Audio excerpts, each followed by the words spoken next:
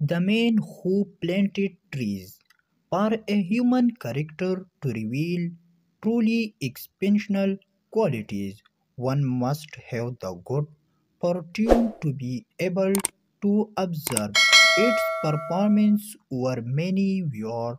If this performance is devoid of all egoism, if its guiding motive is unfettered generosity, if it is absolutely certain that there is no thought of recompense, and that in addition it has left its visible mark upon the earth, then there can be no mistake. About 40 years ago, I was taking a long trip on foot over mountain highest, quite unknown to tourists. In that ancient region, there the Alps stretched down into province. All this at the time embarked upon my a long walk through these deserted regions was barren and colorless land.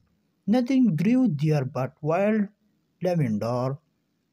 I was crossing the area at various point and after 3 days walking found myself in the midst of unfurled desolation. I came near the vestige of an abandoned village. I had run out of water the day before and had to find some. These clustered houses, all thought in ruins, like an old web's next suggested that there must once have been a spring or well here. There was indeed a spring, but it was dry. The 5 or 6 houses, roofless, gone by wind and rain. The tiny chapel with its crumbling steeple stood about like the houses and chapels in living village, but all life had vanished.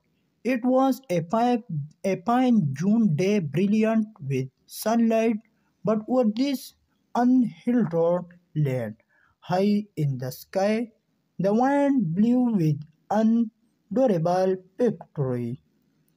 It growled over carcasses of the houses like a lion disturbed at its meal. I had to move my camp.